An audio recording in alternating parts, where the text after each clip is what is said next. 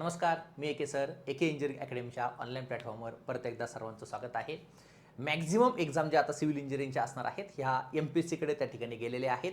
त्यातील फक्त ZP आणि नगर परिषद ह्या MPSC मार्फत अजून होण्याची चिन्ह त्या ठिकाणी दिसत नाही. पण बाकीच्या सर्व जे एक्झाम असणार आहेत, मग WRD असेल, PWD असेल, WCD असेल, टाउन प्लॅनिंग असिस्टंट असेल, ओके, ह्या सगळ्याच्या सगळे एक्झाम जे आहेत ह्या MPSCकडे आता 99% त्या ठिकाणी गेलेले आहेत. मग विद्यार्थ्यांचे भरपूर कॉल्स आणि मेसेजेस आहेत की सर आता सिलेबस काय असेल, एक्झाम पॅटर्न काय असेल, म्हणजेच काय एकच एक्झाम होईल की प्री प्लस मेन्स त्या ठिकाणी होईल, बरोबर. असे भरपूर सारे प्रश्न विद्यार्थ्यांना या ठिकाणी मनामध्ये येत आहेत. त्याबद्दल या ठिकाणी हा छोटासा व्हिडिओ असणार आहे. फक्त 15 ते 20 मिनिटाचा हा व्हिडिओ असणार आहे. शेवटपर्यंत तुम्हाला फक्त त्या ठिकाणी पाहायचा आहे. ठीक आहे, सर्व डाऊट तुमचे या ठिकाणी क्लिअर होतील. आता फक्त एक गोष्ट, तुमची नगर परिषद आणि तुमची ZP, बरोबर ना, ही अजून MPSCकडे गेलेली नाही. सो ZP आणि नगर परिषद ह्या ज्या एक्झाम आहेत ह्या TCS किंवा IBPS मार्फत त्या ठिकाणी होण्याचे चान्सेस आहेत. पण बाकीच्या ज्या सगळं एक्झाम असणार आहेत ह्या MPSC मार्फत होणार आहे. ठीक आहे, सो ह्या व्हिडिओमध्ये आपण त्याबद्दल या ठिकाणी बोलणार आहोत. क्लिअर. चला, सगळ्यात पहिल्यांदा आपण पाहूयात व्हाय MPSC. लक्षात घ्या, MPSC थ्रू परीक्षा होत आहेत, बरोबर ना. पण मग का MPSC का? ठीक आहे, लक्षात घ्या. सगळ्यात पहिली गोष्ट आहे ती म्हणजे पारदर्शकपणा. ठीक आहे, लक्षात घ्या. याआधी ज्या काही संस्था होत्या, ठीक आहे, त्या संस्थेची मी नाव घेत नाही, ज्या काही संस्था एक्झाम घेणाऱ्या होत्या त्या संस्थेबद्दल भरपूर वेळा तुम्ही कानावर तुमच्या आलं असेल की काही घोटाळा झाला, बरोबर ना, काही कॉपी केस पकडल्या, काही अधिकारी त्याच्यामध्ये सापडले. आता या अशा गोष्टी MPSCकडे एक्झाम गेल्यानंतर तुम्हाला दिसणार नाहीत. म्हणजे पारदर्शक पद्धतीने तुमची एक्झाम त्या ठिकाणी होणार आहे. हा सगळ्यात पहिला मुद्दा आहे की का आपल्याला MPSC त्या ठिकाणी पाहिजे. ठीक आहे, सो सगळ्यात पहिला मुद्दा, तुमची एक्झाम आता ही पारदर्शक पद्धतीने होणार आहे. यामध्ये कोणत्याही प्रकारचा घोटाळा तुम्हाला झालेला दिसणार नाही. ठीक आहे. 2 नंबरचा मुद्दा म्हणजे काय, एकाच परीक्षेद्वारे विविध विभागामध्ये संधी. म्हणजे आता बघा, याआधी तुम्ही काय करायचे की जर PWD ची एक्झाम आली तर ती सेपरेट एक्झाम तुम्ही देणार, WRD ची आली तर ती सेपरेट एक्झाम देणार, WCD ची आली तर ती सेपरेट देणार, TPA ची आली तर ती सेपरेट देणार. आता असं होणार नाही.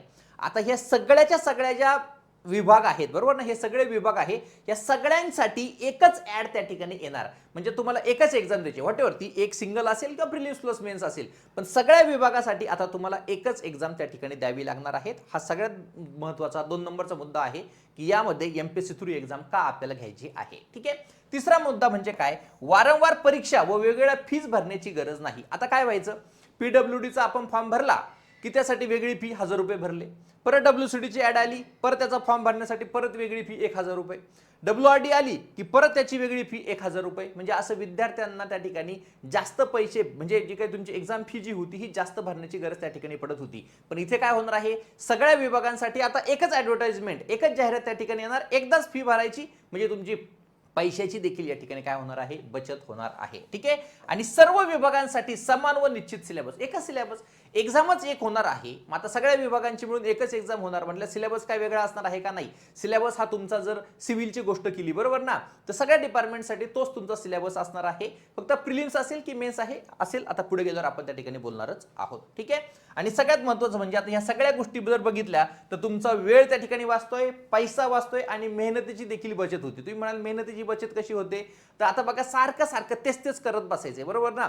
म्हणजे आता ही एक्झाम झाली, लगेच तुम्हाला पुढची एक्झाम आली, म्हणजे तुमचा अर्धवट जो सिलेबस आहे, बरोबर, तो परत पूर्ण करा, त्याला परत रिवाइज करत बसा. आता तुमची पैसा वाचणार, वेळ वाचणार आणि तुमची मेहनत देखील त्या ठिकाणी एकदम मापात तुम्हाला करावी लागणार आहे. जास्त काही तुम्हाला टेन्शन घ्यायची या ठिकाणी गरज नाही. आणि सगळ्यात महत्त्वाचं म्हणजे बदल ही काळाची गरज आहे. एखादी गोष्टीचा जर बदल होत असेल, ऍक्सेप्ट करायला थोडा वेळ लागतो, पण बदल होणं हे गरजेचं आहे. मी 1 वर्षापूर्वी देखील याबद्दल पोस्ट टाकली होती की जर MPSCकडे एक्झाम जात असेल तर जाऊ द्या, काहीही हरकत त्या ठिकाणी नाही. उलट पारदर्शक पद्धतीने त्या ठिकाणी एक्झाम होणार आहे. आणि MPSC ज्या वेळेला तुम्हाला सिलेबस देते त्या सिलेबस प्रमाणेच त्या ठिकाणी क्वेश्चन त्या ठिकाणी टाकले जातात. सिलेबसच्या बाहेर क्वेश्चन त्या ठिकाणी येत नाही. सो MPSC हा शब्द ऐकला की विद्यार्थी घाबरतात. अजिबात घाबरण्याची गरज नाही. 2016 पासून मी MPSCच्या विद्यार्थ्यांना या ठिकाणी शिकवतो, त्यांना गायडन्स देतो. सो तुम्हाला अजिबात घाबरायची गरज नाही. प्रत्येक गोष्ट ही तुमच्यापर्यंत पोहोचणार आहे. क्लिअर. चला, नेक्स्ट आहे आता आपल्याकडे कोणत्या विद्यार्थ्यांनी अभ्यास करावा. लक्षात घ्या, ही काही युनिव्हर्सिटीची एक्झाम नाहीये की आपण एका नाईटमध्ये विषय काढला, बरोबर ना. आपण युनिव्हर्सिटी ज्या वेळेला आपण आपलं इंजिनिअरिंग झालंय, इंजिनिअरिंग करताना तुम्ही पाहिलं असेल भरपूर वेळा की मी अभ्यासच केला नाही, आता आज रात्रभर अभ्यास करतो, उद्या पेपरला जातो आणि माझा विषय निघला, असं भरपूर वेळा झालेलं आहे. ही युनिव्हर्सिटीची एक्झाम नाही. यामध्ये तुम्हाला कन्सिस्टन्सी पाहिजे, बरोबर ना, तुम्हाला एक गायडन्स त्या ठिकाणी पाहिजे आणि एक प्रॉपर डिरेक्शनमध्ये तुम्हाला जाऊन अभ्यास करायचा आहे. सो याला वेळ लागणार आहे. या ठिकाणी जर प्रिलिम झाली, मग मेन झाली, बरोबर ना, नंतर तुमची सिलेक्शन प्रोसेस, ही सगळी जी प्रोसेस असणार आहे याला 1 ते 1.5 वर्ष लागणार आहे. जर तुम्ही 1 ते 1.5 वर्ष देऊ शकत असाल तरच तुम्ही या एमपीएससीचा विचार करा. अदरवाईज तुमच्याकडे जर प्लॅन बी असेल, कोणताही प्लॅन बी असू शकतो, तुम्हाला एखादा जॉब मिळत असेल, एखादा तुमचा स्वतःचा घरचा काही बिझनेस असेल, व्हॉटएव्हर जे काही असेल त्याच्या मागे तुम्ही जाऊ शकता, जर तुम्ही 1 ते 1.5 वर्ष देऊ शकत नसणार तर. बरोबर, असं होणार नाही की तुम्ही 1 महिना दिला, 2 महिने दिले, लगेच तुमचं सिलेक्शन झालं, असं होणार नाही. कारण की अजून ॲडव्हर्टाईज, आता मी तुम्हाला पुढे गेल्यावर डेट सांगेलच की तुमची जाहिरात कधी येणार आहे, कोणकोणत्या गोष्टी राहिलेल्या आहेत, ह्या सगळ्या गोष्टी मी पुढे गेल्यावर सांगणार आहे. पण अंदाजे तुमच्याकडे जर 1 ते 1.5 वर्ष देण्याची तयारी असेल, मी मिनिमम म्हणतोय, बरोबर, मिनिमम 1 ते 1.5 वर्ष देण्याची जर तुमची तयारी असेल तरच तुम्ही एमपीएससी करण्याचा विचार करा. अदरवाईज प्लॅन बी तुमच्याकडे असेल किंवा नसेल, प्लॅन बी शोधा आणि तिकडे तुम्ही जाऊ शकता. उगेच इथे वेळ वाया घालवू नका. ठीक आहे. सो सगळ्यात पहिला मुद्दा, जो 1 ते 1.5 वर्ष देऊ शकतो तो एमपीएससीचा अभ्यास करू शकतो. आणि जो रेग्युलरली, बरोबर ना, रेग्युलरली आणि कन्सिस्टंटली जो अभ्यास करण्याची ज्याची इच्छा आहे त्यांनीच या ठिकाणी अभ्यास करण्याचा विचार करायचा.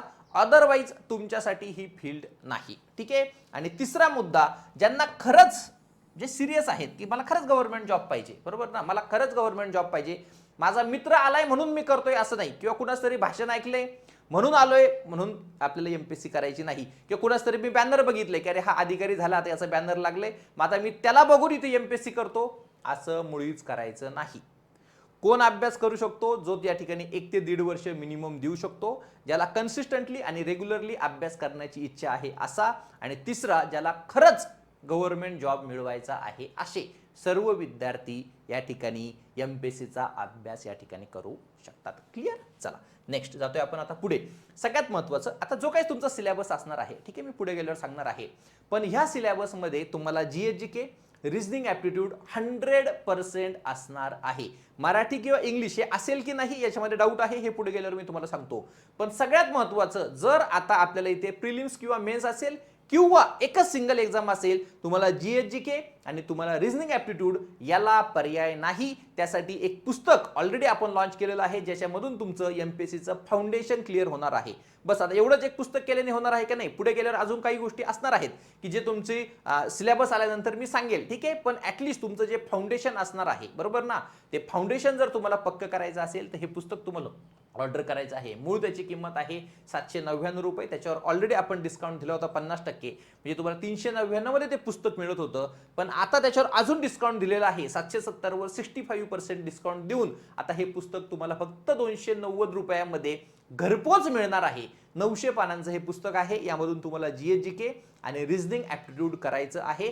प्रत्येक इंजिनिअरिंगचा विद्यार्थी, मेकॅनिकलचा असू द्या, सिव्हिलचा असू द्या, इलेक्ट्रिकलचा असू द्या, तुमच्याकडे हे पुस्तक असलंच पाहिजे जर तुम्हाला एमपीएससी थ्रू एक्झाम द्यायच्या असेल तर. समजतंय? की तुमच्या बाकीच्या जरी सरळ सेवेचे एक्झाम असतील, आयबीपीएस, टीसीएस घेत असेल, त्या सगळ्या एक्झामसाठी हे पुस्तक इम्पॉर्टंट आहे. यामध्ये मराठी आहे, इंग्लिश आहे, जीएसजीके आहे, रिजनिंग ॲप्टिट्यूड आहे आणि करंट अफेअर आहे. तुमच्यासाठी हे पुस्तक फक्त आणि फक्त 299 रुपये किंवा 290 रुपयामध्ये तुम्हाला घरपोच मिळणार आहे. 900 पानांचं हे पुस्तक या ठिकाणी असणार आहे. 100% ऑर्डर करा. एके इंजिनिअरिंग अकॅडमीचं ऍप्लिकेशन तुम्हाला डाउनलोड करायचं आहे. ठीक आहे. सो आता एमपीएससी मार्फत कोणकोणत्या पदांसाठी त्या ठिकाणी एक्झाम होते, सगळ्यात पहिल्यांदा कोणकोणत्या डिपार्टमेंटसाठी होते लक्षात घ्या.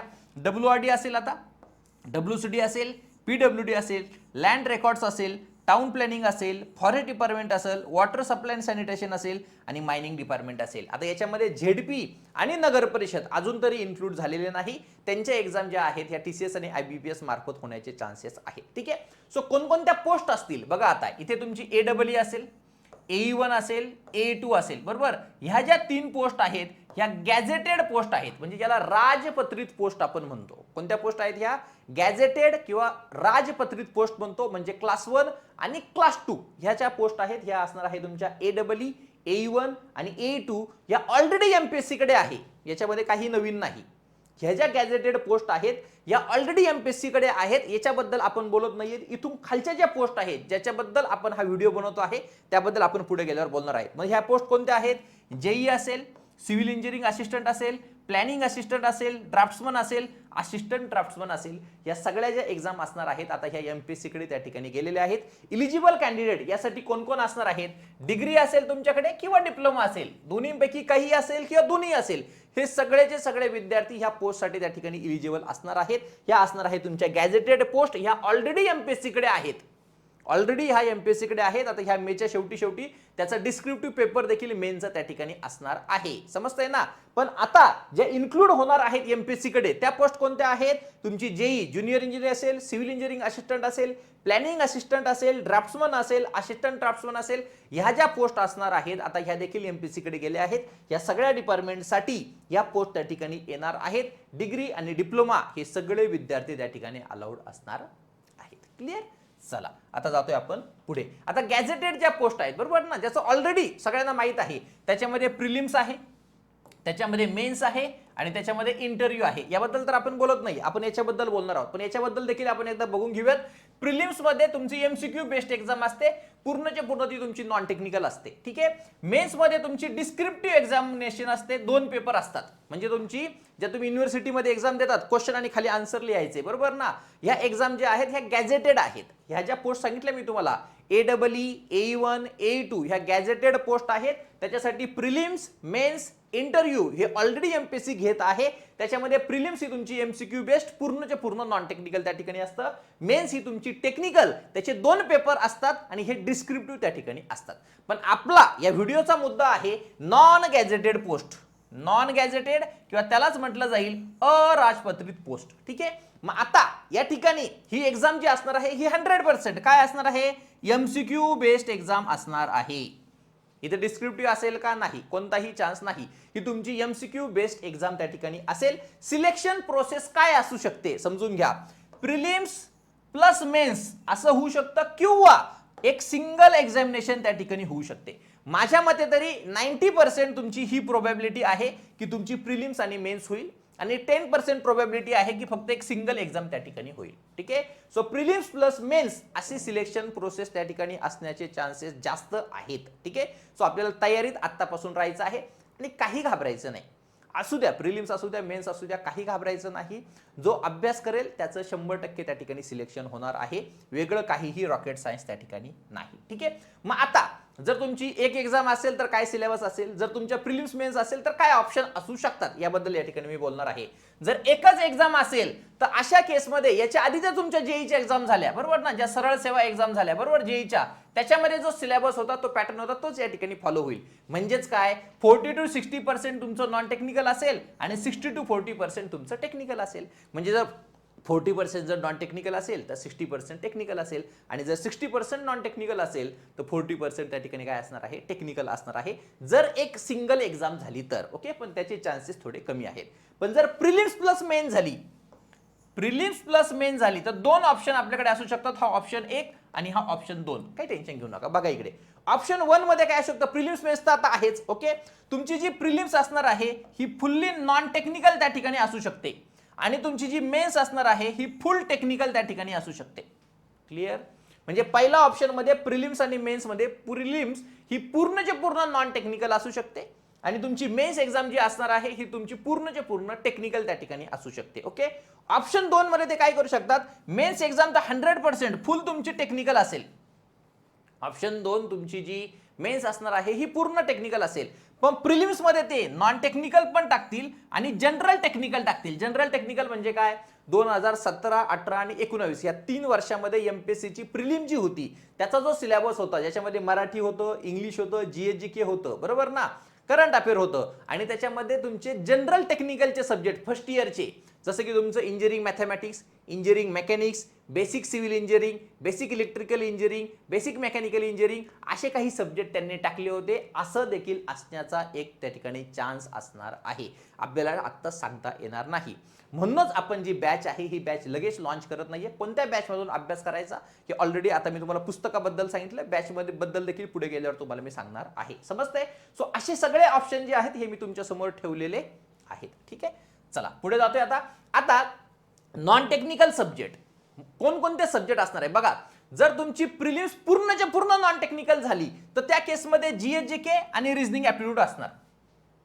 काय सांगतोय मी, पूर्णच्या पूर्ण नॉन टेक्निकल जर झाली तुमची प्रिलिम्स तर त्याच्यामध्ये मराठी इंग्लिश बरोबर ना याचे चान्सेस कमी आहेत. त्यामध्ये जीएस जीके आणि रिझनिंग ऍप्टिट्यूड असेल. मग जीएस जीके मध्ये काय असणार आहे तुमचं, पॉलिटी असेल, जॉग्राफी असेल, इकॉनॉमी असेल, सायन्स असेल, करंट अफेअर असेल बरोबर ना, हे सब्जेक्ट त्या ठिकाणी असणार आहेत.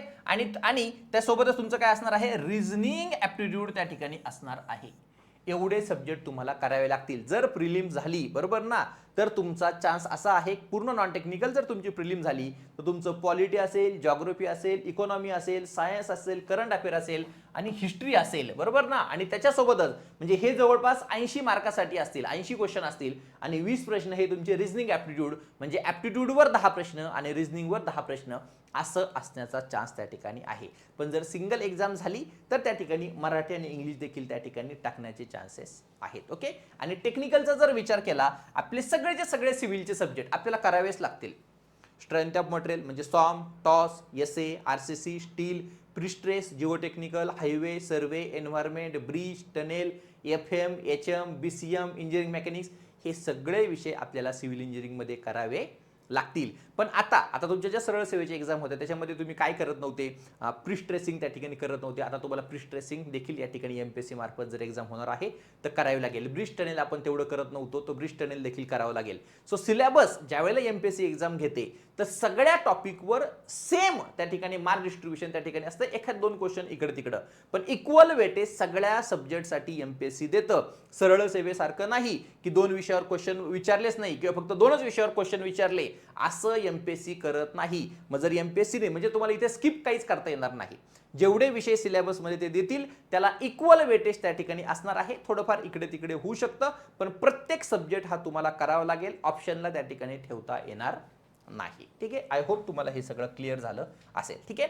सो आता लक्षात घ्या, ह्या बॅचची किंमत 3999 आहे, पण ऑलरेडी याच्यावर आपण 40% डिस्काउंट दिला होता. आता तो 45% केलेला आहे. म्हणजेच हा कोर्स तुम्हाला फक्त आणि फक्त 2200 रुपयामध्ये उपलब्ध होणार आहे. यामध्ये टेक्निकल, नॉन टेक्निकल सगळं उपलब्ध आहे. सगळ्याचे थिअरीचे लेक्चर, एमसीक्यूचे लेक्चर, टेस्ट सिरीज, त्याच्यानंतर टेक्निकलचे प्रिंटेबल नोट्स आणि नॉन टेक्निकलचा हा एकेचा ठोकळ देखील तुम्हाला त्या ठिकाणी मिळणार आहे. आता लक्षात घ्या, तुम्ही म्हणलं की सर एमपीएससी साठी नवीन बॅच येणार का, तर येणार. लक्षात घ्या, मग ही बॅच घ्यायची का नाही घ्यायची. जोपर्यंत सिलेबस येत नाही तोपर्यंत नवीन बॅच लॉन्च करण्यात काहीही पॉइंट नाही. जर सिलेबस वेगळाच काहीतरी आला मग ह्या बॅचचं काय करता, तुमचे पैसे वेस्ट जाणार. त्यामुळे काय करा, ही बॅच तुम्हाला घ्यायची आहे. फक्त 2200 रुपयामध्ये तुम्हाला आता ही बॅच मिळणार आहे. जे विद्यार्थी ही बॅच घेतील किंवा ज्यांनी घेतलेली आहे, जी नवीन एमपीएससीची बॅच येईल त्यामध्ये मी आत्ताच तुम्हाला शब्द देतो, प्रत्येक विद्यार्थ्याला जो ही बॅच घेईल त्या प्रत्येक विद्यार्थ्याला 1500 रुपयाचा डिस्काउंट त्या ठिकाणी मी देणार आहे.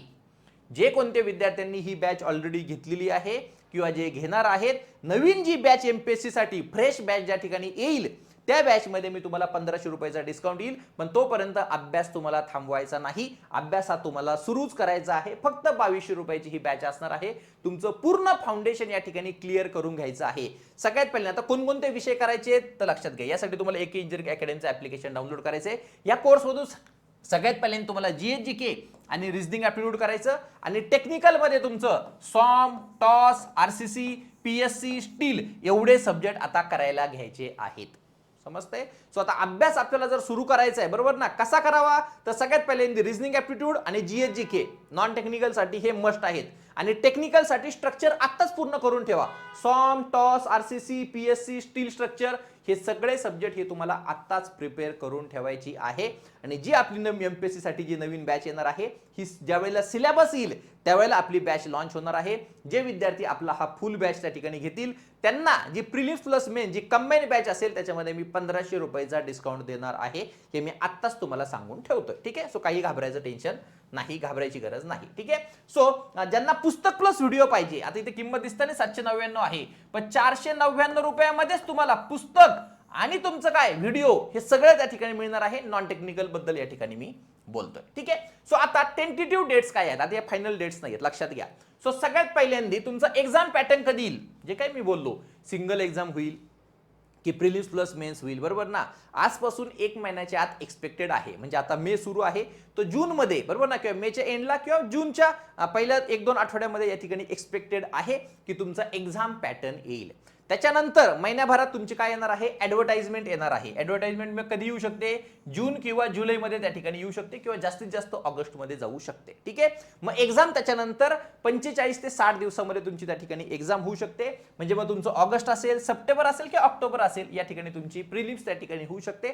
त्यानंतर 1-2 महिन्यानंतर तुमची मेन्स त्या ठिकाणी होऊ शकते. म्हणूनच मी तुम्हाला सांगितलेलं आहे टाइम स्पॅन जो लागणार आहे हा 1 ते 1.5 वर्षाचा टाइम स्पॅन आपल्याला लागणार आहे. जर तुम्ही देऊ शकत असाल तरच तुम्हाला एमपीएससी करायची आहे, अदरवाइज प्लॅन बी तुमच्याकडे आहे. ठीक आहे, आता एक्झामची डिफिकल्टी लेवल काय असेल लक्षात घ्या. आता तुम्ही सरळ सेवेची एक्झाम दिल्यात बरोबर ना, म्हणजे काय टीसीएस आयबीपीएस मार्फत ज्या एक्झाम झाल्यात त्या तुम्ही दिल्यात बरोबर. आणि काही विद्यार्थ्यांनी एमपीएससीच्या देखील एमसीक्यू एक्झाम दिलेल्या आहेत. दिल्या नसतील तर तुम्ही क्वेश्चनची लेवल बघू शकता. याच्या मिडल वेला आपल्याला जायचं आहे. जेई एक्झाम ज्या सरळ सेवेमार्फत आयबीपीएस टीसीएस मार्फत झाल्या तेवढी सोपी ही एक्झाम नसेल आणि एमपीएससीने ज्या क्लास 1 क्लास 2 साठी एक्झाम घेतली तेवढी अवघडही नसेल. या दोघांचा मिडल वे काढून आपल्याला त्या ठिकाणी प्रिपरेशन करायचं आहे. म्हणजे थोडक्यात काय, दोन्हीही क्वेश्चन सॉल्व्ह करायचे.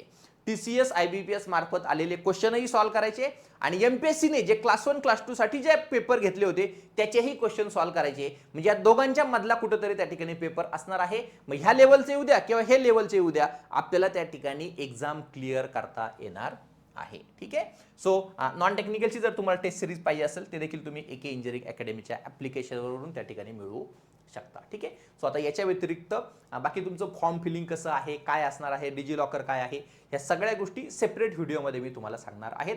यानंतर तुम्हाला काहीही डाऊट असेल तर तुम्ही मला कॉल करू शकता. 9067051404 ह्या नंबरवर तुम्ही मला कॉल किंवा व्हॉट्सअप करू शकता किंवा खाली कमेंट बॉक्समध्ये तुम्ही कमेंट देखील त्या ठिकाणी करू शकता. भेटूयात पुढच्या लेक्चरमध्ये. Thank you so much.